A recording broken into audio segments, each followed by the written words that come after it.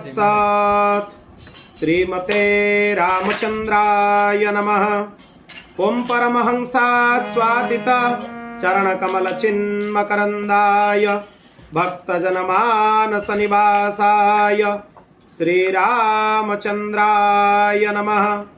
बागीसा यस्य वदने लक्ष्मीर्यस्य च वक्षसि यस्यास्ति हृदये संवित् तं नृसिंहमहं भजे। विश्वसर्ग विसर्गादि नवलक्षण लक्षितं श्रीकृष्णख्यं परं धामं जगद्धाम नमामि तात। प्रह्लाद नारद पराशर पुंडरीक व्यासंबरीश शुक शौनक भीष्मदलभ्यं रुक्मङ्गदार्जुन वसिष्ठ विभीषणादीन् पुण्यानिमन् परम भागवतं नमामि। रामं लक्ष्मण पूर्वजं रघुवरं सीतापतिं सुंदरं काकुत्स्थं करुणार्णवं गुणनिधिं विप्रप्रियं धार्मिकं राजेन्द्रं सत्यसन्धं दशरथतनयं श्यामलं सन्तमूर्तिं वन्दे लोकाभिरामं रघुकुलतिलकं राघवं रावणारिं। वामभागे जनकतनया राजते यस्य नित्यं भ्रातृप्रेम प्रवण हृदयो लक्ष्मणो दक्षिणे च पादयोजे पवनतनयः श्रीमुखे मन्दहासः साक्षात् ब्रह्मा प्रणतवरदं रामरूपं भजेऽहम्। दक्षिणे लक्ष्मणो यस्य वामे च जनकात्मजं पुरत मारुतिर्यस्य तं वन्दे रघुनन्दनम्। श्रीरामः शरणं समस्तजगतं रामं विना का गति रामेण प्रतिहन्यते कलिमलं रामाय कार्यं नमः। रामात्रस्यति काल भीम भुजगो रामस्य सर्वं वशे रामे भक्तिरखण्डिता भवतु मे श्रीराम त्वमेवाश्रयः। राम रघुवर की प्राण प्रिया बजो रे मन सिया सिया। राम रघुवर की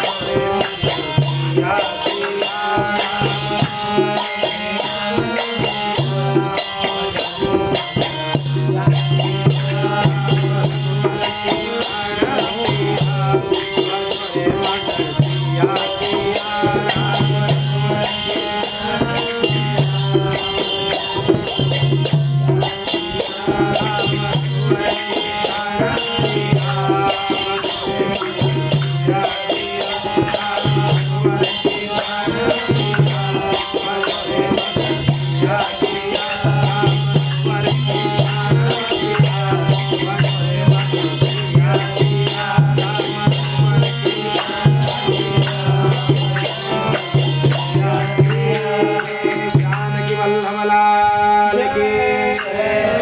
श्री जानकी जन्म महामहोत्सव की।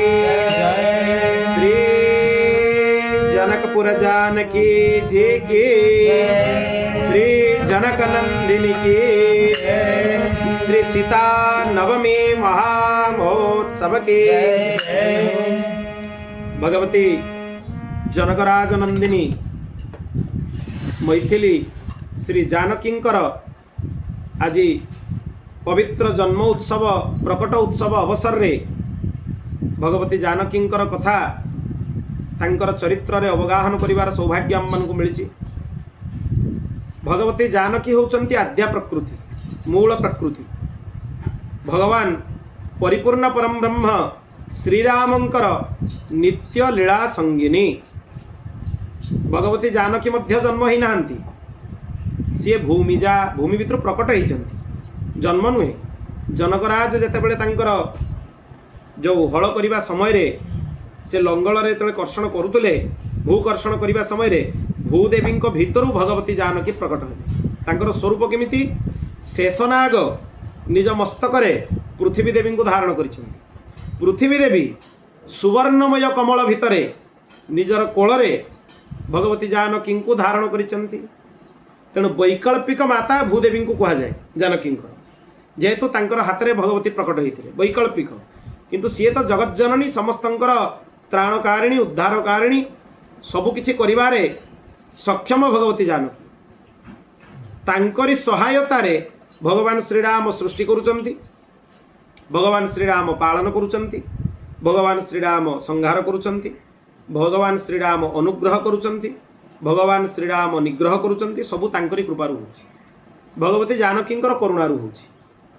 भगवती जानकी आब्रह्म कीट पर्यंत समस्तंक भितरे परम सत्ता रूपरे विराजित होइकी अछंती। तेणु आम मानकर जीवन चर्या चलीछि। तेणु सेई मूल प्रकृति आद्या प्रकृति मूल परम ब्रह्म स्वरूपिणी आद्या भगवती जानकींकर चरित्र आज आम श्रवण करिवा। किंतु आजिकार विषय आम वैदिक उपाख्यान को ग्रहण करिछु। अथर्ववेद रे गोटे उपनिषद अच्छी शीतोपनिषद। भगवती सीतांक विषय रे गोटे स्वतंत्र उपनिषद अथर्ववेद रे उपलब्ध। तेणु से शीतोपनिषद रे वेद रे भगवती जानकींकर चरित्र कौन कहुई आज तारी अनुकरण करके आम तांकर चरित्र शुणा। यद्यपि श्रीमद वाल्मीकि रामायण पुराटा हूँ सीतांकर चरित्र रामचरित्र नुहे। वाल्मीकि महर्षि स्पष्ट कर कृत्स्नम रामायणम काव्यम सीतायाश्चरितम महत्। भगवती सीतांकर महान चरित्र को मुझे रामायण भितर लिखी। ये रामचरित्र नुहे राम कथा नुहे। वाल्मीकि रामायण हूँ जानकींकर महनीय चरित्र। जेतेबेले मूल चरित्र विषय शुणा हुए तांकर आनुषंगिक चरित्र समस्त विषय शुणा हुए। तेणु सबु कथा ता भितर अच्छी किंतु मूल कथा है जानकी। जानकी मूल प्रकृति बोली से प्रतिपादित होई। वाल्मीकि महर्षि तांकर आनंद रामायण रे भी प्रतिपादित करिसें।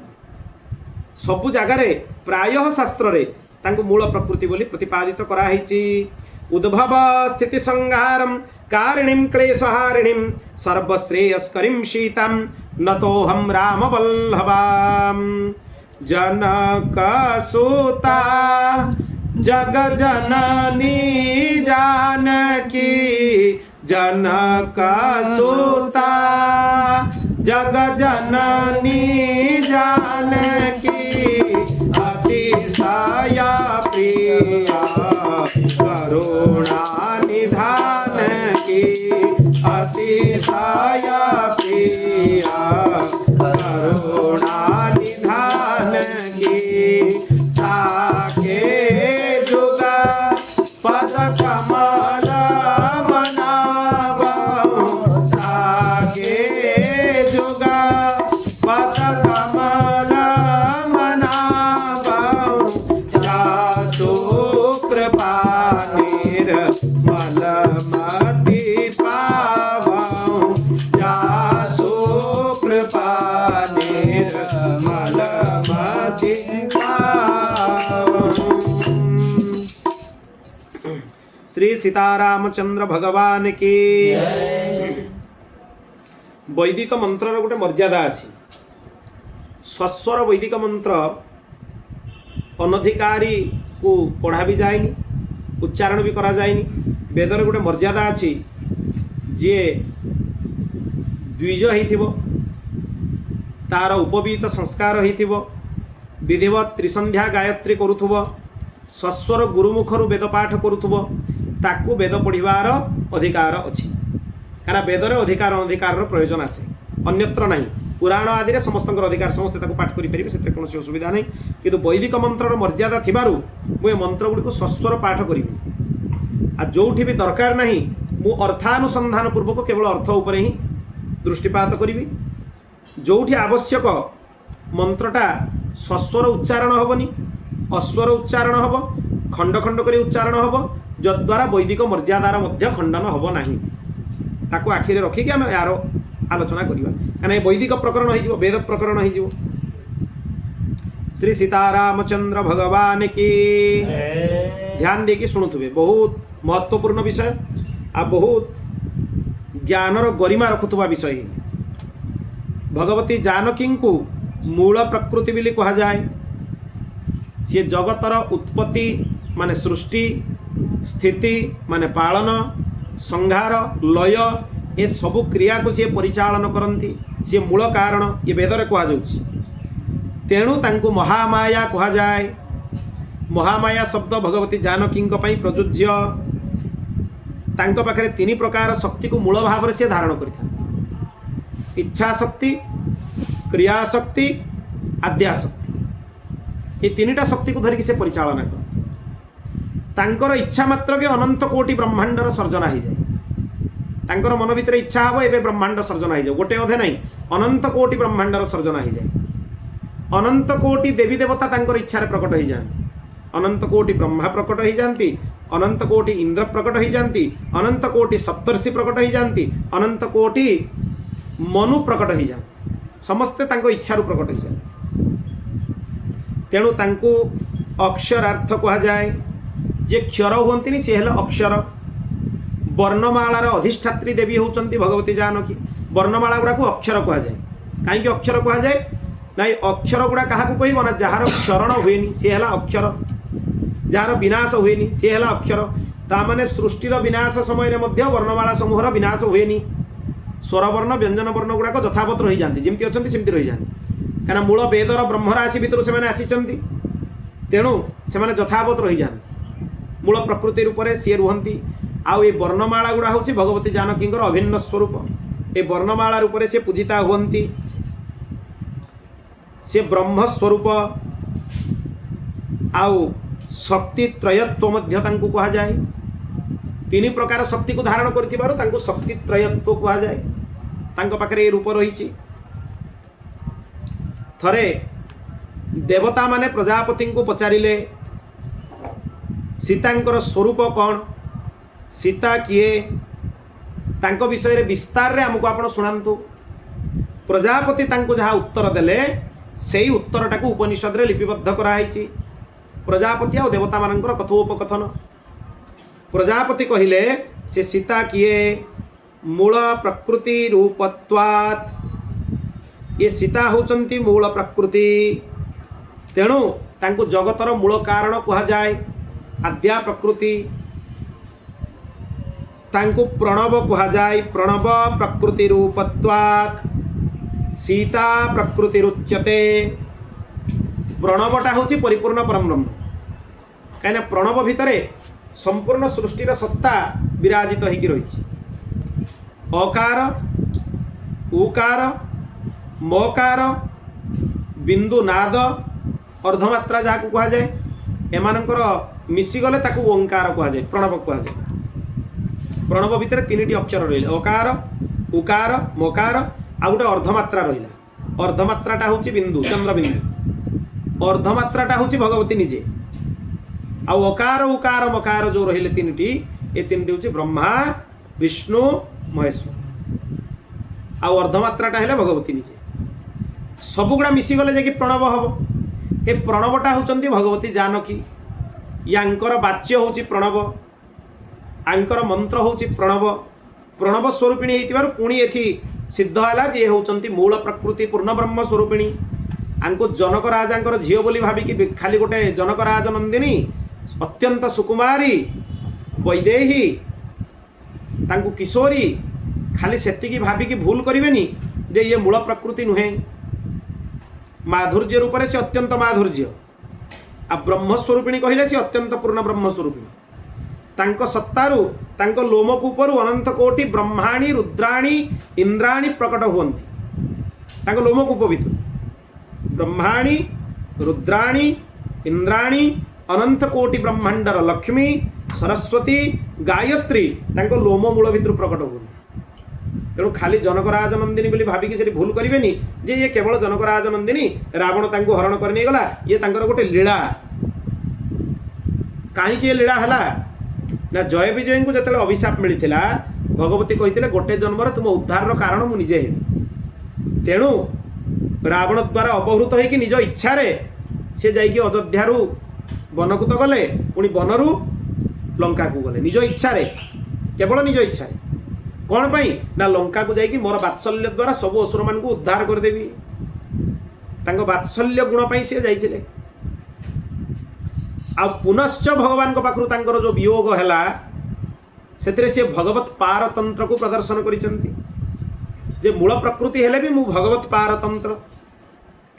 पारतंत्रता को देखैबा पई से आउ थरे वाल्मीकि ऋषि को आश्रम को गले आ वाल्मीकि ऋषि को आश्रम को गले बोली वाल्मीकि रामायण ग्रंथ पूर्ण हैला लेखा हैला पूर्ण हैला सब हैला तांकरी कृपारे तांकरी वात्सल्य रे तांकरी प्रत्यक्ष तत्वावधान ने वाल्मीकि रामायण ग्रंथ पूर्ण होइछि तेणु ये सब हूँ लीला आमको बाह्य दृष्टिटा देखा एमती जानकी निजक रक्षा कर समर्थ नुहे भी लोक भावी दियंती जानकी विरह भगवान रामचंद्र कांदुले साधारण मनुष्य बोली भी भावी दियंती भगवान एमिति लीला करती ब्रह्मादि देवता माने भी मोहरे पड़ जाती मनीषर स्थान से कौटी ब्रह्मा भी मोहरे पड़ जाती ब्रह्मा गरुड़ निजे भाविले जेतेबेले नागपाश मेघनाद बांधिदेला राम और लक्ष्मण को गरुड़ को डकागला नागपाश को खोलने गरुड़ मने मने भाविले ये कौन मोर आराध्य ब्रह्म परिपूर्ण परम ब्रह्म नारायण जी तांकर गोटे आंगुलीर भारा भी सह्या मो कष्ट हो जाऊला तांको कृपारु सी मते तांकर बाहन करिसंती गरुड़ चिंता कले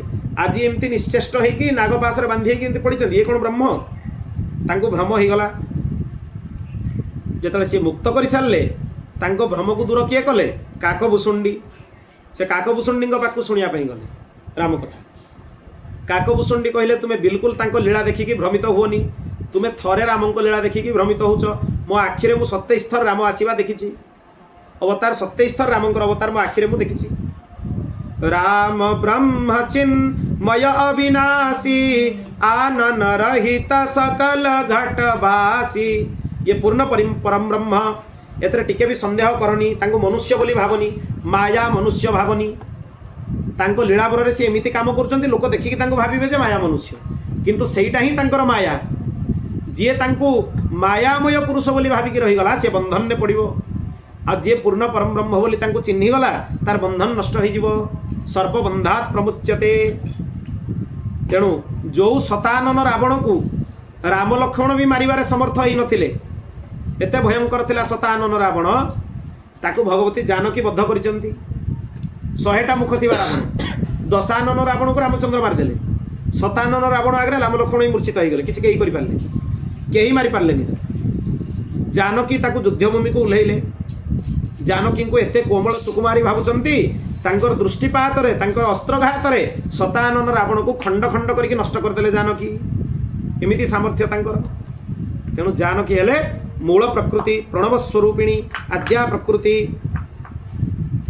त्रिवर्णात्मक सीता सीता नाम रे 3टा वर्ण अछि तांको जोग माया बोली तेणु कहा जाए भगवान विष्णु संपूर्ण जगतर प्रपंचर बीज स्वरूप मूल स्वरूप से भगवान विष्णुंकर माया होची ईकार स्वरूप दीर्घई ईकारटा होची मायार प्रतीक तेणु माया बीजरे देखिए दीर्घईटे थाए देखिए अनुस्वार दिया ही थाए माया बीजरे तेणु ये दीर्घईटा होची भगवतींकर प्रतीक ये सीतांक नाम रे जो सकार अच्छी ये सकार अर्थ कौन दंत्य स जो अच्छी सत्य अमृत आ प्राप्ति चंद्र एतिकी जनकर वाचक होची सकार अर्थ सत्य माने सीता ही परम सत्य, सकार अर्थ अमृत जार क्षरण हबनी, सकार अर्थ प्राप्ति माने प्राप्ति करने योग्य भगवती जानकी, आ सकार अर्थ चंद्र चंद्रंकर शीतलता तांक भितरे अछि। एथिरे जो दीर्घ आकार अछि ता सहित तकार अछि, सीतार कोन अछि ता त सहित दीर्घ अकार ताको आकार कहै छै, से अ भितरे से जाउछि, से महालक्ष्मी को प्रकाशित करुवा रूप बोली कहुई। महालक्ष्मी को जे प्रकाश दियंती सी होचंती तकार रे थिबा आकार, विष्णु को जे माया प्रपंच प्रदान करती जगत सृष्टि करने पाई ईकार सी होचंती भगवती जानकी, भगवती महालक्ष्मी को भी जे प्रकाशित करती सी होचंती भगवती जानकी। तेणु ये साधारण नुहे। आउ कौन कहगला तांको नाम रे ईकार रूपिणी सीता अव्यक्त महामाया, तांको रहस्य व्यक्त होइनी, सर्वत्र वर्णना होइनी। श्रीरामंकर संकल्परू से दिव्य आभूषण रे अलंकृत होइकी व्यक्त रूप धारण करती। जतबेले भगवान रामचंद्र संकल्प करती मोर लीला संगिनी हो जाओ, से अलंकार धारण करके गोटे रूप धारण कर नले प्रकृत रे से अव्यक्ता व्यक्त स्वरूपिणी नुहे। कहीं आब्रह्म स्तंभ पर्यंतम, आ ब्रह्मंग पाखरु स्तंभ पर्यंत कीट पर्यंत जड़ पर्यंत संपूर्ण सृष्टि भितर सीता ही सीता विकास, केवल सीता परम तत्व रूप से विकासित। तेणु अव्यक्त भी सी व्यक्त भी सी, अव्यक्त रूप से निराकार रूप ध्यान करा जाए, तांकर कौन से आकार नहीं, सर्वत्र सी व्याप्त। आ जेतेबेले आवश्यकता पड़े संकल्प करा जाए से गोटे रूप धारण करके प्रकट हो जाती, सेटा व्यक्त रूप। सगुण जी निर्गुण सी, तांको भितर कौन भेद नहीं, निर्गुण रूप में प्रथमे थांती, जेतेबेले गुण समूह को धारण करती निर्दिष्ट कामटीए करने से सगुण हो जाती। निराकार भी सी साकार भी सी, जेतेबेले संपूर्ण सृष्टि रे तांको ब्रह्म स्वरूप रे ध्यान करा जाए से निराकार रूप में पूजिता हुअन्ति। जेतेबेले गोटे संकल्प करके तांको आवाहन करा जाए से साकार रूप धारण करके पळै आसंती। तेणु साकार भी सी निराकार भी सी, दुईटा जाक सी। महामाया भगवती सीतांकर तीनिटी रूप अच्छी, ध्यान देकी शुणिबे। प्रथम रूप है शब्द ब्रह्ममयी, स्वाध्याय स्वरूप बुद्धि रूप से प्रकट होते, अक्षर स्वरूप वर्णमाला स्वरूप बुद्धि स्वरूप शब्द ब्रह्म रूप प्रकट होते, एटा प्रथम रूप सीता पूर्ण ब्रह्म स्वरूप। द्वितीय रूप है महाराज जनक घरे हलर अग्रभागर उत्पन्न होते, जेतेबेले से कर्षण करुले, सी हूँ भगवत प्राप्त भगवत भाव को प्राप्त होता लोक मानू सुख प्रदान करने प्रकट होते, उद्भूत होते, जन्म नुहे प्रकट होते, आजिर तिथि प्रकट होते। ये है द्वितीय स्वरूप जनकराज नंदिनी। प्रथम स्वरूप है शब्द ब्रह्म स्वरूपिणी पूर्ण ब्रह्म स्वरूपिणी। द्वितीय स्वरूप है व्यक्त जितेबाला हेले सेतेबाला जनकराज नंदिनी, विदेहराज नंदिनी। विदेह होचंती जनक, ज्ञान द्वारा से देह भाव शून्य हो जाते, तेणु विदेह कहुए। जार ज्ञान मिलगला देहरे आ देह भाव रुएनी सी हेले विदेह। तृतीय रूपटा कौन तांकर ईकार रूप से अव्यक्त होकर रुहंती, पुणी आउ थे लीन हो जाती संपूर्ण सृष्टि रे माया रूप प्रकृति रूप। ये तांकर तृतीय रूप। प्रथम अव्यक्त थिले शब्द ब्रह्म स्वरूपिणी पूर्ण ब्रह्म स्वरूपिणी, जेतेबेले तांको आवाहन करागला जनकराज नंदिनी होगी भूमिजा होगी भू भितर आविर्भूत हो गले, पुणी जेतेबेले माया प्रपंच रूप सी संपूर्ण सृष्टि भितर दीर्घ ईकार रूप व्याप्त होगी अछंती। ये तीनिटी हूँ सीतांकर स्वरूप। तेणु चिंता करंतु तांकर विषय को चिंता करिवार भी क्षमता आम बुद्धि भितर नहीं, मस्तिष्क रे नहीं। एमिति स्वरूप भगवती विदेहराज नंदिनी मनुष्यर बुद्धिर ऊर्ध्वरे। बड़ बड़ ऋषिमुनि भी तांकर स्वरूप को चिंतन करके पूर्ण प्रकाश पाई पारंतु। पूर्ण ब्रह्म स्वरूपिणी श्री सीतांकु रामंकर नित्य सानिध्य प्राप्त। जमिति आमे शुणिथिलु राधांक ठारू कृष्ण भिन्न नुहे, कृष्णंक ठारू राधा भिन्न नुहे। श्रीकृष्णंक भितर राधांकर तत्व अछि, राधांक भितर श्रीकृष्णंकर तत्व अछि। सेमिति रामचंद्रंक भितर जानकींकर तत्व अछि, जानकींक भितर रामचंद्रंकर तत्व अच्छी श्री जानकी होउचंती चंद्रंकर कला को निज भितर धारण करिसंती शीतलता को धारण करिसंती राम शब्द रे रकार होची अग्निबीज बह्निबीज अग्निर तत्व को धारण करिसंती सूर्य तत्व को धारण करिसंती सूर्य तत्वर उष्णता चंद्र तत्वर शीतलता सहित जितेबाला मिलित होइजिबे एक रूप होइजिबे भगवान सीताराम सेतेबाला जाइकी समस्त को पूर्णत्वर प्राप्ति हबो ईश्वरत्वर पूर्ण प्रकाश प्राप्ति हबो बह्निबीज सूर्य बीज चंद्र बीज तीनिटी जाक बीज मिसिले जाइकी एमानकर रूप प्रकट हबो म बीजटा होची बह्निमंडलर बीज बोली कहा जाए रटा तो बह्नि बीज मटा मध्य बह्निमंडलर बीज आउ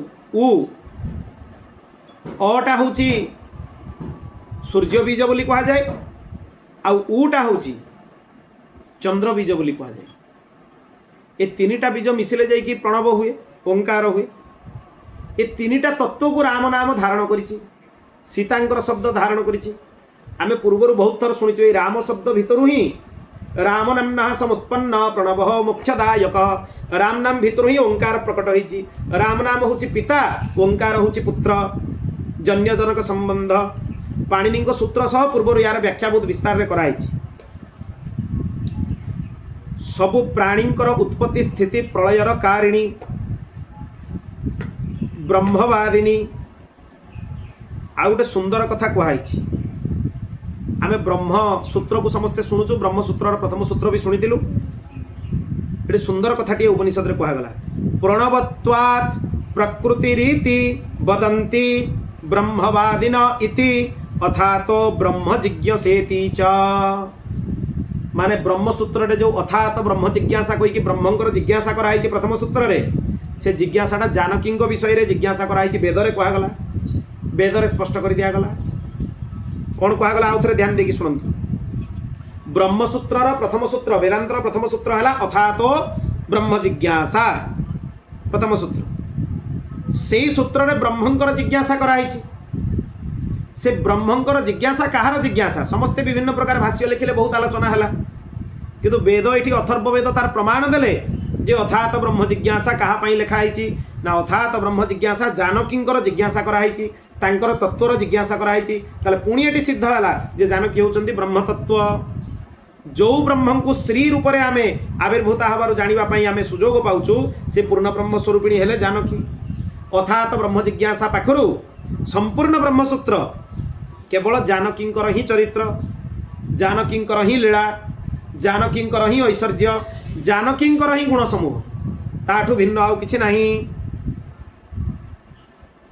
ए सीता होचंती समस्त वेदर स्वरूप समस्त देवतांकर स्वरूप जानकींकर पूजा हेले सब देवतांकर पूजा है आ पृथक पृथक कार्य पूजा करबा दरकार नहीं कारण ये होचंती श्री श्रींकर उपासना हेले समस्तंकर उपासना है ये मूल प्रकृति समस्त लोकरे व्याप्त समस्त धर्मर स्वरूप यशस्विनी समस्तंकर आधार तांकरी ऊपर सब किछि अछि सृष्टिर आधार भी सी न रहिले सृष्टि रहिबनी नष्ट होई जिवो चेतन भी सीए अचेतन भी सीए चेतन जीव अचेतन प्रकृति दुईटा जाक है तांकर स्वरूप आ ब्रह्म भी सीए ताले तत्वत्रय रूप में जार वर्णना कराई सी भी होचंती जानकी तीन जाक तत्व सीए तत्वत्रय में तीन तत्व ब्रह्म प्रकृति जीव ब्रह्म भी जानकी प्रकृति भी जानकी जीव भितर थिबा चेतना भी होचंती जानकी तेणु तत्वत्रय स्वरूप हेले जानकी तांकटू भिन्न आउ केही नहीं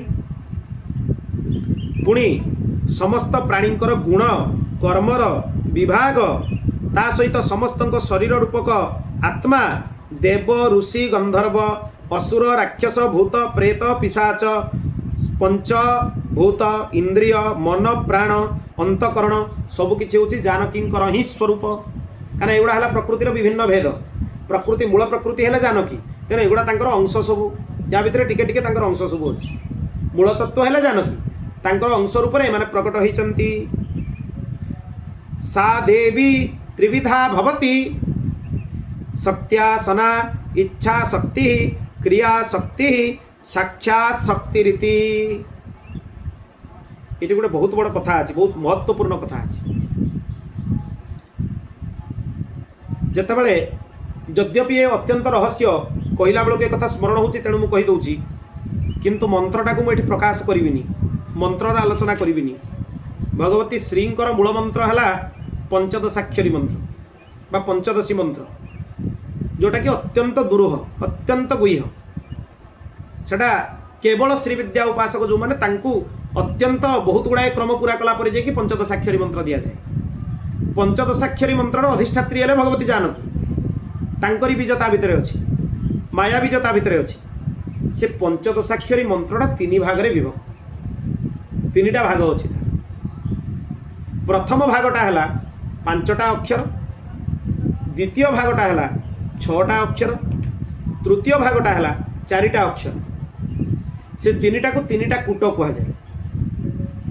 ପ୍ରଥମଟାକୁ କାଦି ବିଦ୍ୟା କୁହାଯାଏ କାରଣ କକାରରୁ ଆରମ୍ଭ ହୁଏ, ଦ୍ୱିତୀୟଟାକୁ ହାଦି ବିଦ୍ୟା କୁହାଯାଏ କାରଣ ହକାରରୁ ଆରମ୍ଭ ହୁଏ, ତୃତୀୟଟାକୁ ସାଦି ବିଦ୍ୟା କୁହାଯାଏ କାରଣ ସକାରରୁ ଆରମ୍ଭ ହୁଏ। ସେ ମନ୍ତ୍ରଟା 3ଟା କୂଟରେ ଭାଗ ହୋଇଛି। ସେ ଯେଉଁ କାଦି ବିଦ୍ୟା କକାରରୁ ଯେଉଁ ମନ୍ତ୍ର ଆରମ୍ଭ ହୋଇଛି ତାକୁ କାମରାଜ କୂଟ କୁହାଯାଏ। ଦ୍ୱିତୀୟରେ ଯେଉଁ ମନ୍ତ୍ର ରହିଲା ଯେଉଁଥିରେ 6ଟା ଅକ୍ଷର ଅଛି ତାକୁ ବାଗ୍ଭବ କୂଟ କୁହାଯାଏ। ଆଉ ତୃତୀୟରେ ଯେଉଁ ମନ୍ତ୍ରଟା ରହିଲା ତାକୁ ଶକ୍ତି କୂଟ କୁହାଯାଏ। ଏ 3ଟା କୂଟ ମିଶିଲେ ଯାଇକି ଭଗବତୀ ଶ୍ରୀଙ୍କର ପଞ୍ଚଦଶାକ୍ଷରୀ ମନ୍ତ୍ର ହୁଏ। ଆଉ ଷୋଡ଼ଶାକ୍ଷରୀ ହେବା ବେଳକୁ ସେଠି ଆଉ ଗୋଟେ ବୀଜ ଲାଗିଯାଏ, ଦେଲେ ଷୋଡ଼ଶାକ୍ଷରୀ ହେଇଯିବ। ଆଉ ମହାଷୋଡ଼ଶାକ୍ଷରୀ ହେଲା ବେଳକୁ ସେଥିରେ ଆହୁରି ଅନେକ ବୀଜ ଲାଗେ। ବାଳା ତ୍ରିପୁର ସୁନ୍ଦରୀଙ୍କର ମନ୍ତ୍ର ଲାଗିଯାଏ, ଆହୁରି ଅନେକ ବୀଜ ଲାଗିଯାଏ। ତେଣୁ କହିବାର ଉଦ୍ଦେଶ୍ୟ ହେଲା ଏଠି 3ଟି ତତ୍ତ୍ୱ ଅଛି, ଇଚ୍ଛା ଶକ୍ତି, କ୍ରିୟା ଶକ୍ତି, ତା ସହିତ ମୂଳ ଶକ୍ତି, ପୂର୍ଣ୍ଣ ଶକ୍ତି, ସାକ୍ଷାତ ଶକ୍ତି। ସାକ୍ଷାତ ଶକ୍ତିଟା ହେଲା ସାଦି ବିଦ୍ୟା, କ୍ରିୟା ଶକ୍ତିଟା ହେଲା କାଦି ବିଦ୍ୟା, ଇଚ୍ଛା ଶକ୍ତିଟା ହେଲା ହାଦି ବିଦ୍ୟା। ତେଣୁ ଏଇ 3ଟି ବିଦ୍ୟାତ୍ରୟ ସ୍ୱରୂପରେ ପଞ୍ଚଦଶାକ୍ଷରୀ ମନ୍ତ୍ର ରୂପରେ ଅଧିଷ୍ଠାତ୍ରୀ ହେଲେ ଭଗବତୀ ଜାନକୀ, ଉପାସ୍ୟା ହେଲେ ଭଗବତୀ ଜାନକୀ। ଯଦ୍ୟପି ଏ କଥା ସମସ୍ତଙ୍କୁ ବୁଝା ପଡ଼ିବନି କାରଣ ତାର ପୂର୍ଣ୍ଣତ୍ୱ ସମସ୍ତଙ୍କୁ ଜଣା ନାହିଁ, ମୁଁ ଖାଲି ସଂକେତ କରିଦେଲି। ଭବିଷ୍ୟତରେ କେହି ଅଧିକାରୀ ଜୀବକୁ ଯେତେବେଳେ ଶୁଣିବା ପାଇଁ ମିଳିବ ସେ ୟାର ତତ୍ତ୍ୱକୁ ବୁଝିପାରିବ ଆଉ ଜାଣିପାରିବ ଯେ ପ୍ରକୃତରେ ଏଥିରେ କ'ଣ କୁହାଯାଇଛି। ଏବେ ପାଇଁ ଖାଲି ଏତିକି ବୁଝନ୍ତୁ ଯେ 3ଟି ତତ୍ତ୍ୱ ତା ଭିତରେ ଅଛି। ଏ ତ୍ରିତତ୍ତ୍ୱକୁ, ତ୍ରିଶକ୍ତିକୁ ନିଜ ଭିତରେ ଧାରଣ କରିଥିବାରୁ ଶକ୍ତିତ୍ରୟ ସ୍ୱରୂପିଣୀ ତାଙ୍କୁ କୁହାଯାଏ। ଏ କଥାକୁ ଏଠି ପ୍ରତିପାଦନ କରାହେଇଛି। ଇଚ୍ଛା ଶକ୍ତି, କ୍ରିୟା ଶକ୍ତି, ଜ୍ଞାନ ଶକ୍ତି ବୋଲି ବି କୁହାଯାଏ। ଇଚ୍ଛା ଶକ୍ତି, କ୍ରିୟା ଶକ୍ତି, ଜ୍ଞାନ ଶକ୍ତି, এই 3ଟି ବଳରେ ହିଁ ସୃଷ୍ଟି ପରିଚାଳିତ। ଏ 3ଟା ହେଲେ ହିଁ ସବୁ ଚାଲିବ। ଇଚ୍ଛା ଶକ୍ତି ପୁଣି 3 ପ୍ରକାର। এইটু পুଣି ବିସ୍ତାର ଆରମ୍ଭ ହେଲା ଶ୍ରୀଙ୍କର। ଏବେ ଧ୍ୟାନ ଦେଇକି ଶୁଣନ୍ତୁ। ଇଚ୍ଛା ଶକ୍ତିର କ'ଣ କ'ଣ ଭେଦ? ଶ୍ରୀ, ଭୂ ଆଉ ନୀଳା। ଭଗବତୀ ବିଷ୍ଣୁଙ୍କର 3 ପ୍ରକାର ପତ୍ନୀଙ୍କର ବର୍ଣ୍ଣନା ବି କରାଯାଇଛି, ଶ୍ରୀଦେବୀ, ଭୂଦେବୀ ଆଉ ନୀଳା ଦେବୀ। ଏ 3 ଜଣ ହେଉଛି ଭଗବାନ ବିଷ୍ଣୁଙ୍କର ପତ୍ନୀ। କିନ୍ତୁ ଏ ଶ୍ରୀ ଲକ୍ଷ୍ମୀ ନୁହେଁ। କେମିତି ଏ ଲକ୍ଷ୍ମୀ ନୁହେଁ?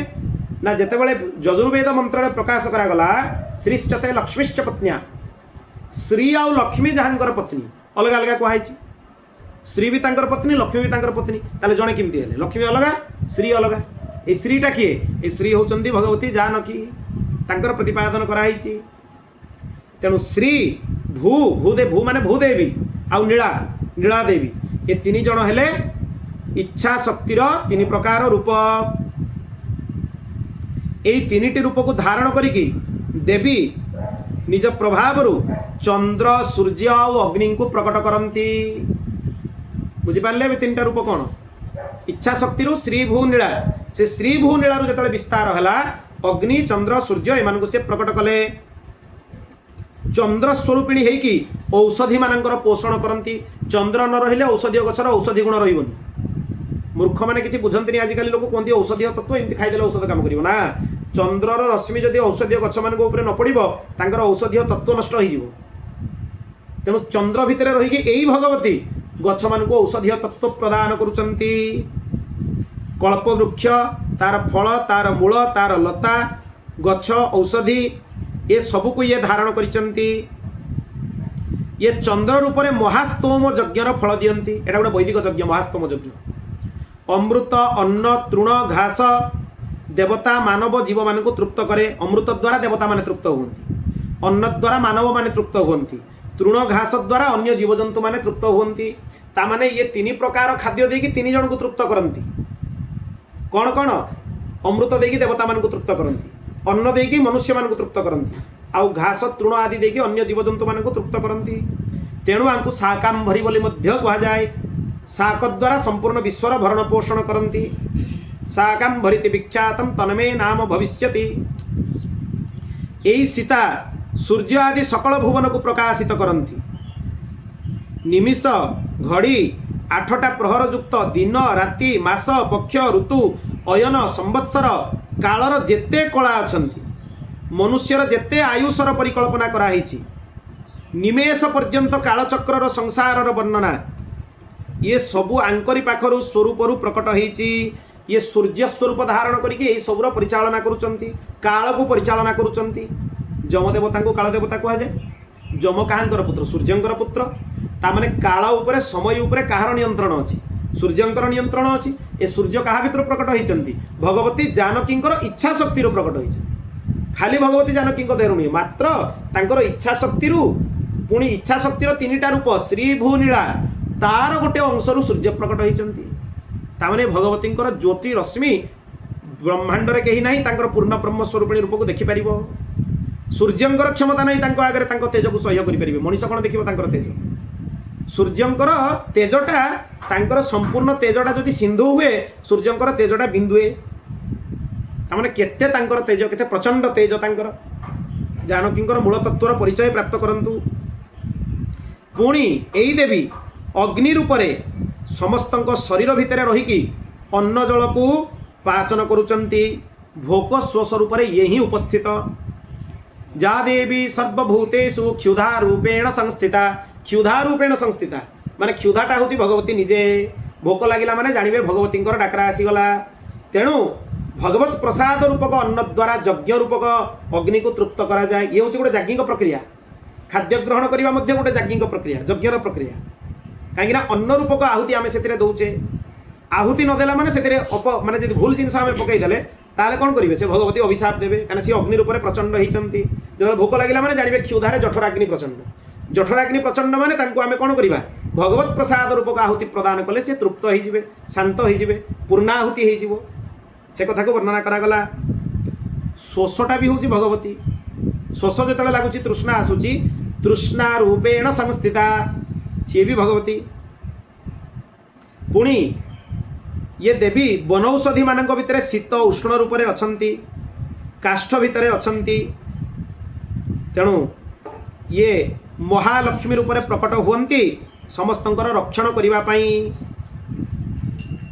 एठी एक कथा को वर्णना करागला तापरे प्रणवात्मिका माता सीता 7 दीप थिबा सागर संपूर्ण पृथ्वी रूप में प्रकट हुंती तांकु भूदेवी कहा जाए ये जो श्रीदेवी आम लीला शुणिले श्रीदेवी अग्नि रूप में चंद्र रूप में सूर्य रूप में प्रकाशित हो गले शेष लक्ष्मी होगी समस्त रक्षा करने को लगे लक्ष्मी हूँ श्रींकर अंश आ श्री हूँ भगवती सीतांकर इच्छा शक्तिर गोटे अंश बुझिपारे तो केमती क्लासिफिकेशन है भगवती जानकी पूर्ण ब्रह्म स्वरूपिणी तांकर 3टा शक्ति इच्छा क्रिया ज्ञान से इच्छा शक्ति पुणी 3 भाग होगा श्री भू नीला से जो श्री सी सूर्य चंद्र आउ अग्निंकर परिपालन करुचंती तृप्त करुचंती तारी रूप में रक्षण करके सी महालक्ष्मी रूप में विकसिता तेणु महालक्ष्मी तांकर एते गुड़ाक रूपर अंश गोटे अंश तापरे यही भगवती जानकी सप्तदीपवती पृथ्वी रूप में प्रकट होगी ब्रह्मांड रूप में प्रकट होगी 14 भुवन युक्त ब्रह्मांड को आश्रय प्रदान करती तेणु से ये भूदेवी हो जाती भूदेवी भी सी आंकरी स्वरूप आंकर अंश आधार आधेय रूप में प्रकट हुंती आतेबले विद्युन्माता हो से प्रकट हो जाती समस्तंकर स्वरूप हो प्रकट हो जाती से नीला रूप को कहा जाए ये विद्युत देवी विद्युत ऊर्जाटा जितेबाला प्रभावित न हो प्रवाहित न हो सृष्टि चक्र चलोनी सृष्टि चक्र भितर प्राणशक्तिटा हूँ ऊर्जा से प्राणशक्तिटा हूँ विद्युत स्रोत भाया प्रवाहित हो तार अधिष्ठात्री देवी हेले नीला तेणु यही प्रकार तांकर इच्छा शक्तिटा 3 भाग रे भाग होईची श्री भू नीला तापरे कौन कहगला ये समस्तंकर आधार भुवनाधार आद्या शक्ति तापरे क्रिया शक्ति रूप में श्रीहरि मुखरू नाद रूप से ये प्रकट हेले। एवं क्रियाशक्तिर विषय शुण क्रियाशक्तिर कौन कौन आसिले नादरू बिंदु बिंदुरु ओंकार प्रकट है। आगे नाद आसला नादरू बिंदु आसला बिंदुरु ओंकार प्रकट है। ये है तांकर क्रियाशक्ति। आ ओंकार ये जो ओंकार संपूर्ण सृष्टिर आरंभ है अनेक शाखा प्रशाखा है। ये ओंकार ऊर्ध्वर होची राम रूपी वैखानस पर्वत। ये ओंकार ऊर्ध्वरे से ही पर्वत रे ज्ञान कर्म रूप से अनेक शाखा प्रशाखा सबू अच्छी। ताकू ये कौन करुचंती वात्सल्य प्रदान करुचंती भरण पोषण करुचंती। सेमान कर भी ये भरण पोषण करुचंती। तेणु विश्वंभरणी कही परिबा तांको आमे। ए पर्वत उपरे त्रयी नामक गोटे आदिशास्त्र अच्छी जे सबु अर्थ को प्रकट करे। रुक माने पद्य जजुस माने गद्य साम माने गीति यही वेदत्रयी रूप से प्रकट हेले। वेद हूँ तीन प्रकार ये जो ऋग्वेद यजुर्वेद सामवेद अथर्ववेद आम कहे एगुड़ा नुहे। वेदत्रयी माने रुक शब्दर अर्थ कौन जोटा पद्य लिखाई सेटा रुक जोटा गद्य लिखाई सेटा जजुस आ जोटा गीत लिखाई सेटा साम। तेणु वेदत्रय जो थे जो वेदरे पद्य प्रधान सेटा ऋग्वेद जो वेदरे गद्य प्रधान सेटा यजुर्वेद जोटा गीत प्रधान सेटा सामवेद आ जोठी तीन जन जाक एकाथरे समान मात्रा मिसिकी अच्छा सेटा अथर्ववेद। तेणु वेदत्रयी कहला बेले सन्देह हवा उचित नुहे जे अथर्ववेद कहीं गणा हो। ये चारिटा से क्लासिफिकेशन भितर जाऊना से क्लासिफिकेशन जो वेदत्रयी से गद्य पद्य गीति यहीटा ही वेदत्रयी। ये कौन कौ मात्रा अच्छा से हिसाब से नामकरण कराई लोक ताको बुझी पारती अथर्ववेद को छाड़ी दौरान। आदि अथर्ववेद भितर भी से तीन जिन ही अच्छी रुक जजुस आउ कौन साम माने गद्य पद्य आउ गीति। ये वेदत्रयी भी आंक पाखर प्रकट। ये हूँ तार रहस्य। ए वेदत्रयीर कार्यसिद्धि पाई आंको चारिटा नाम रे अभिहित कराई। वेद हूँ तीन चारिटा नाम रे अभिहित होती ऋग्वेद यजुर्वेद सामवेद अथर्ववेद। ये चारिटा हूँ यज्ञ प्रधान। चतुर्थ जो अथर्ववेद एथिरे साम जजुस रुक तीन जन जाक अच्छा जोटा कहली लिखाई वेदरे तीन जन जाक अच्छा। अभिचारिक क्रिया जोगु पृथक पृथक वेद मानकर गणना कराई। ऋग्वेदर 21टा शाखा केतरा शाखा से शाखा गुड़ा भी उपलब्ध नहीं सब शाखा उपलब्ध नहीं।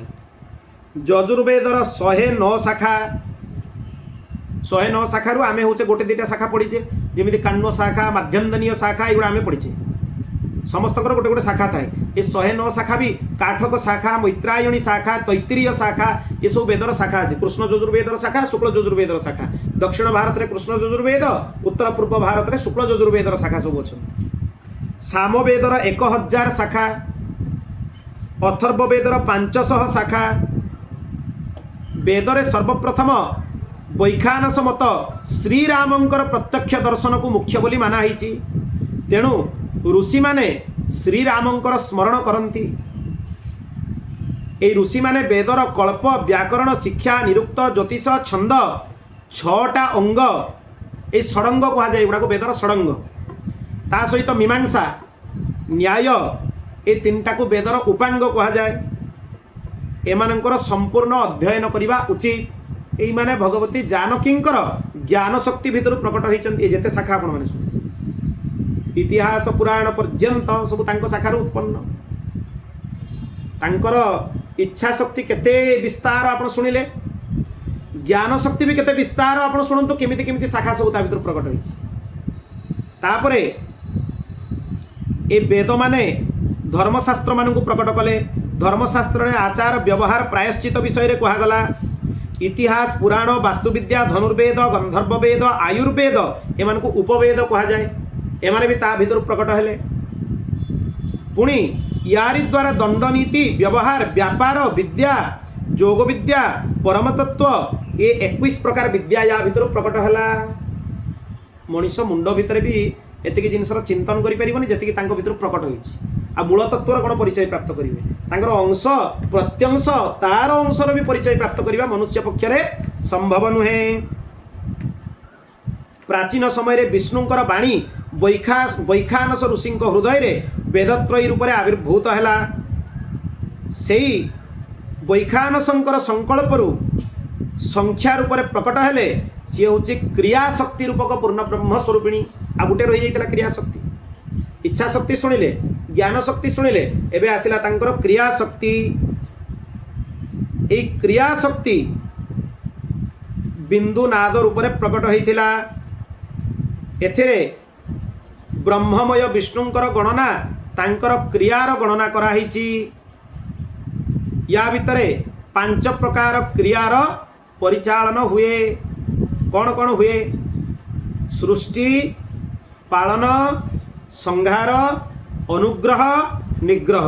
ତାଙ୍କୁ କ୍ରିୟାଶକ୍ତିରେ 5ଟା କ୍ରିୟାକୁ ସେ ପରିଚାଳନା କରୁଛନ୍ତି। ଆଉ ବାକି ରହିଲା କିଛି? ଇଚ୍ଛା ଶକ୍ତି ଭିତରେ ସବୁ ଚାଲିଗଲା, ପୁଣି ଜ୍ଞାନ ଶକ୍ତି ଭିତରେ ସବୁ ଚାଲିଗଲା, କ୍ରିୟା ଶକ୍ତି ଭିତରେ ବାକି ଯାହା ଥିଲା ସେଗୁଡ଼ା ବି ଚାଲିଗଲା, ଆଉ କିଛି ବାକି ନାହିଁ। ତେଣୁ ଏହି ପ୍ରକାର ତାଙ୍କର ଆଶ୍ରୟ ସର୍ବଦା ଗ୍ରହଣ କରିବା ଉଚିତ। ସିଏ ଅବିନାଶୀ, ସିଏ କଥନୀୟ ବି ଅକଥନୀୟ ବି, କୁହା ବି ଯାଇପାରିବେ, କୁହା ଯାଇ ବି ନପାରିବେ। ସିଏ ଏମିତି ଉର୍ଦ୍ଧ୍ୱରେ, ଯେଉଁଟାକୁ ଅଚିନ୍ତ୍ୟା ଭେଦାଭେଦ ବୋଲି କୁହାହେଉଛି, ଅଚିନ୍ତ୍ୟ, ଆମ ଚିନ୍ତନ ଉର୍ଦ୍ଧ୍ୱରେ। ଭେଦ ବି ଅଛି, ଅଭେଦ ବି ଅଛି, କିନ୍ତୁ ଆମ ବୁଝିବା ଭିତରେ ସେଗୁଡ଼ା ନାହିଁ, ଆମ କ୍ଷମତା ଭିତରେ ନାହିଁ, ଆମେ ଜାଣିପାରିବାନି। ଏଇ ତିନିଟା ହେଉଛି ସୀତାଙ୍କର ମୂଳ ସ୍ୱରୂପ। ଏଇ ସୀତା ଯେତେବେଳେ ପ୍ରଳୟ କାଳ ଆସେ, ଭଗବାନଙ୍କର ଡାହାଣ ଛାତିର ବକ୍ଷସ୍ଥଳରେ ଶ୍ରୀବତ୍ସ ଚିହ୍ନ ଧାରଣ କରିକି ଲୀନ ହୋଇଯାଆନ୍ତି। ଯେଉଁ ଶ୍ରୀବତ୍ସ ରେଖାଟା ନାହିଁ, ଗୋଟେ ହିନ୍ଦୀରେ ବର୍ଣ୍ଣମାଳାରେ 7 ଭଳିଆ ଗୋଟେ ସଂଖ୍ୟା ଯେମିତି ଦେଖାଯାଏ, ଗୋଟେ ଚିହ୍ନ ତାଙ୍କ ହୃଦୟରେ ଅଛି ଭଗବାନଙ୍କ ଛାତିରେ। ସେଟାକୁ ଶ୍ରୀବତ୍ସ ଚିହ୍ନ କୁହାଯାଏ। ସୁନା ଭଳିଆ ଚକଚକ କରୁଥାଏ। ସେ ଚିହ୍ନଟା ହେଉଛି ଭଗବତୀ ଜାନକୀ ନିଜେ, ଭଗବତୀ ଶ୍ରୀ ନିଜେ। ସେ ପ୍ରଳୟ କାଳରେ ଭଗବାନ ବିଷ୍ଣୁଙ୍କ ଛାତିରେ ଶ୍ରୀବତ୍ସ ଚିହ୍ନ ରୂପରେ ପଶିଯାନ୍ତି। ପୁଣି ଯେତେବେଳେ ପ୍ରକଟ ହେବା ସମୟ ସେ ପ୍ରକଟ ହୋଇଯାନ୍ତି। ତେଣୁ ଏମିତି ସିଏ ବ୍ୟକ୍ତ। ତାଙ୍କର ଦ୍ୱିତୀୟ ସ୍ୱରୂପ ହେଲା ଭୋଗ ଶକ୍ତି। ଭୋଗ ରୂପରେ ସିଏ ବିରାଜିତ। କଳ୍ପବୃକ୍ଷ, କାମଧେନୁ, ଚିନ୍ତାମଣି, ଶଙ୍ଖ, ପଦ୍ମ, ନିଧି, ନବନିଧି ରୂପ ଧାରଣ କରିଛନ୍ତି। ନିତ୍ୟ ନୈମିତିକ ଅଗ୍ନିହୋତ୍ର ଦ୍ୱାରା ଯମ, ନିୟମ, ଆସନ, ପ୍ରାଣାୟାମ, ପ୍ରତ୍ୟାହାର, ଧାରଣା, ଧ୍ୟାନ, ସମାଧି ଦ୍ୱାରା ୟାଙ୍କର ଉପାସନା କରାଯାଏ। ଇଏ ଗୋପୁର ପ୍ରଦାନ କରନ୍ତି। ଭଗବତୀ ସୀତାଙ୍କର ବିଗ୍ରହର ଯେଉଁମାନେ ଅର୍ଚ୍ଚନ ପୂଜନ କରନ୍ତି, ତାଙ୍କୁ ସମସ୍ତ ପ୍ରକାର ସ୍ୱରୂପର ଫଳ ପ୍ରାପ୍ତି ହୁଏ, ସମସ୍ତ ରୂପ ଉପାସନାର ଫଳ ପ୍ରାପ୍ତି ହୁଏ। ଅନ୍ନ ଆଉ ରସ ରୂପରେ ବି ଇଏ ହିଁ ପ୍ରକାଶିତ। ଭଗବାନଙ୍କୁ ପ୍ରସନ୍ନ କରିବା ପାଇଁ ସେ ନିଜର ସମସ୍ତ କାର୍ଯ୍ୟକୁ ପରିଚାଳନା କରନ୍ତି। ଏବେ ସୀତାଙ୍କର ବୀର ସ୍ୱରୂପର ବର୍ଣ୍ଣନା ଶୁଣନ୍ତୁ। ସୀତାଙ୍କର ଗୋଟେ ବୀର ସ୍ୱରୂପ ବି ଅଛି। ତାଙ୍କର 4ଟା ଭୁଜା। 4ଟା ଭୁଜା କେମିତି ହେଇଥାଏ ନା, ଅଭୟ ବରଦ ଦିଅନ୍ତି ଆଉ ପଦ୍ମକୁ ଧାରଣ କରିଥାନ୍ତି। ଏଇଟା ଭୁବନେଶ୍ୱରୀ ସ୍ୱରୂପଟା। ଏ ଯେଉଁ ସ୍ୱରୂପଟା ସୀତାଙ୍କର, ଇଏ ଭୁବନେଶ୍ୱରୀ ସ୍ୱରୂପ। 2 ହାତରେ ଅଭୟ ବରଦ ହେଇଥିବେ ଆଉ ପଦ୍ମ ଧାରଣ କରିଥିବେ ବା ପାଶ ଅଙ୍କୁଶ ଧାରଣ କରିଥିବେ କୁହାଯାଇପାରିବ। ସେ ମୁକୁଟ ଆଭୂଷଣ ଧାରଣ କରନ୍ତି। ଦେବତାମାନେ ତାଙ୍କୁ ଘେରିକି ରହିଥାନ୍ତି। କଳ୍ପତରୁର ମୂଳରେ ସେ ବସିଥାନ୍ତି। 4 ହାତୀ ସୁନାର କଳସ ନେଇକି ତାଙ୍କୁ ଅଭିଷେକ କରୁଥାନ୍ତି। ହିରଣ୍ୟବର୍ଣ୍ଣାಂ ହରିଣୀಂ ସୁବର୍ଣ୍ଣଂ ରଜତାସ୍ରଜାಂ ଚନ୍ଦ୍ରାಂ ହିରଣ୍ମୟୀଂ ଲକ୍ଷ୍ମୀଂ ଜାତ ବେଦୋ ମହାବହ ଆଦି ମନ୍ତ୍ରରେ ଅଭିଷେକ ହୁଏ। ଆଣିମା ଆଦି ଅଷ୍ଟସିଦ୍ଧିକୁ ଧାରଣ କରିଥାନ୍ତି। ତାଙ୍କ ସମ୍ମୁଖରେ କାମଧେନୁ ତାଙ୍କୁ ସ୍ତୁତି କରୁଥାନ୍ତି। ବେଦ ଶାସ୍ତ୍ରରେ ତାଙ୍କର ସ୍ତୁତି କରାଯାଏ। ଅପ୍ସରାମାନେ ତାଙ୍କର ସେବା କରନ୍ତି। ସୂର୍ଯ୍ୟ ଆଉ ଚନ୍ଦ୍ର ରୂପିକି ଦୀପକ ତାଙ୍କୁ ପ୍ରକାଶିତ କରନ୍ତି। ତୁମ୍ବୁରୁ ଆଉ ନାରଦ ତାଙ୍କର ଗୀତ ଗାନ କରନ୍ତି। ରାକା ଆଉ ସିନି ନାମକ 2 ଜଣ ଦେବୀ ଛତ୍ର ନେଇକି ତାଙ୍କ ପାଖରେ ଠିଆ ହେଇଥାନ୍ତି। ଏ ରାକା ଆଉ ସିନି ହେଉଛନ୍ତି ଶ୍ରୀଙ୍କର ପାର୍ଷଦ। ଏମାନେ ଛତ୍ର ନେଇକି ତାଙ୍କ ପାଖରେ ଠିଆ ହେଇଥାନ୍ତି। ଛଡ଼ି ନେଇକି ତାଙ୍କ ପାଖରେ ଠିଆ ହେଇଥାନ୍ତି। ସ୍ୱାହା ଆଉ ସ୍ୱଧା ଏଇ 2 ଜଣ ଦେବୀ ତାଙ୍କୁ ପଙ୍ଖା କରୁଥାନ୍ତି। ଏ ପୁରା ରାଜରାଜେଶ୍ୱରୀ ସ୍ୱରୂପଟା। 2 ଜଣ ତାଙ୍କୁ ପଙ୍ଖା କରୁଥାନ୍ତି। ହ୍ଲାଦିନୀ ଆଉ ମାୟା ଶକ୍ତି ତାଙ୍କୁ ଚାମର କରୁଥାନ୍ତି। ଭୃଗୁ ଏବଂ ପୁଣ୍ୟ ଆଦି ଋଷି ତାଙ୍କର ପୂଜା କରୁଥାନ୍ତି। ଦିବ୍ୟ ସିଂହାସନ ଉପରେ ସିଏ ବସିଥାନ୍ତି। ମଣିମୟ ଦିବ୍ୟ ସିଂହାସନ ଆରୂଢ଼ ହୋଇଥାନ୍ତି। ପଦ୍ମାସନ ଉପରେ ବିରାଜିତା।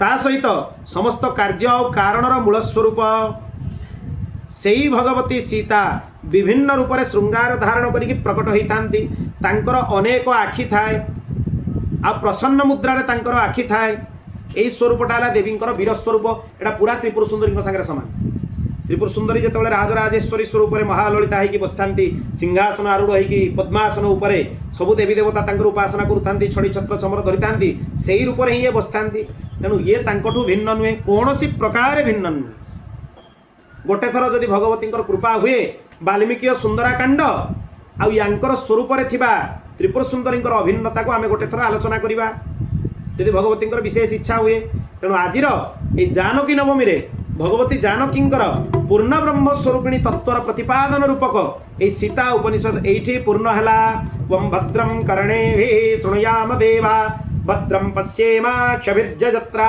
स्थिरैरङ्गैः स्तुष्टुभागं सस्तनूभिः व्यसेमहि देवहितं यदायुः सीताराम हनुमान सीताराम हनुमान सीताराम हनुमान सीताराम